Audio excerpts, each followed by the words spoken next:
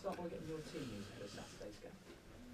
Well, we have, I think Gibbs is uncertain at the moment, and Chamberlain has a test today overall, but I think overall the squad that was available, El Neni has joined in again, so we should have basically, apart from a long-term injuries, everybody available. Good news about Mohamed El Neni, but did you expect him to be back so quickly? No, not because it looked at the start a very bad ankle injury, but he has recovered well because he's a very strong boy and very keen to come back as quickly as possible, and it worked well for him.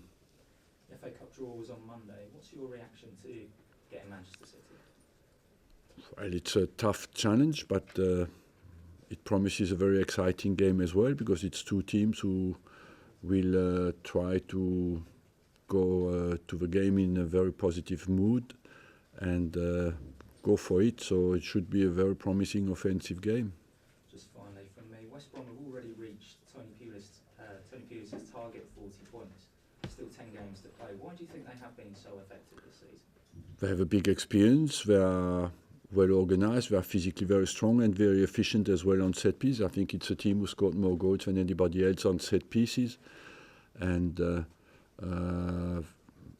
they have, I think, this season they've done very well in midfield. They have played very well, and up front as well. They have Robson Kanu, they've Rondon, we've done very well for them. So overall, I believe it's a very balanced team with a good size as well, very equipped to deal with the Premier League. Good morning, Arsene. Morning. Has it been a happy week? A bit more positivity about the place as opposed to the negativity of the 2 weeks before that? Yes. Yeah. In what way has it been a good week then? Look, I know that when you don't win the game, you have not a happy week, and that's part of our job, That's why when you care about results, when you have not the results that you want, of course, it's not a happy week. There were protests from a very, very small minority of fans before the game against Lincoln, but the fact that they're happening at all, does that ever make you think? Look, I have nothing to say about that anymore. Every press conference is about that. We have talked enough about that. But it must hurt. I mean, you've poured 20 years of your life. I've talked enough about that. Okay. What is success for this club this season? Fourth place finish? Third? Second? Success, it's not down to me to judge that. I leave that to you. And our job is to do as well as we can until the end of the season. We want to play in the Champions League next season. We have a tough job because you have 6 or 7 teams fighting for the places. And how well we do until the end of the season will of course depend on that. And on the rest, we are in the semi-final of the FA Cup. We have an opportunity to do that as well. So overall, that's our targets. After that, what is success is basically to take the maximum out of a potential of a team. Where is that? We'll see. Is Champions League qualification the bare minimum? Look, nothing is good enough anymore. So anyway, you try to do as well as you can. Can you just clarify the situation with Borja and his future? That's a complete invention, It's just come from nowhere. It's good today to be, you'd say anything and everybody takes it without checking any information. Everybody just takes it and makes a subject of it, but it's not serious. Fake news. Fake news. His future's at the club. Is Hector Bellerin's future at the club? Because are you aware of interest from Barcelona? No. Just extend the contract is an unbelievable number of years to go. So I believe there again, it's very difficult to take these things seriously. Just finally from me then, great goal from Alexis Sanchez last week against Lincoln. Will he be starting tomorrow? Is he now fully integrated back into the squad? I haven't picked the team yet, but he has a chance, yes, of course.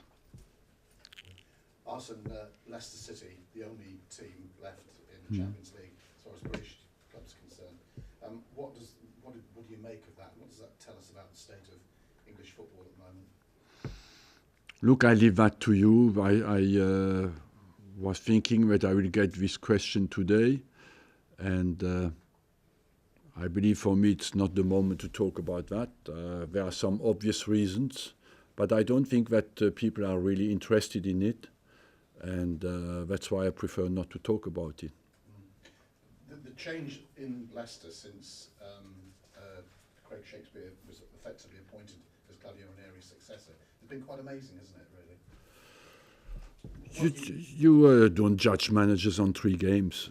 I think we live always in an instant world nowadays, and I don't know him, and certainly has top qualities, but it's always a manager is assessed over a longer period.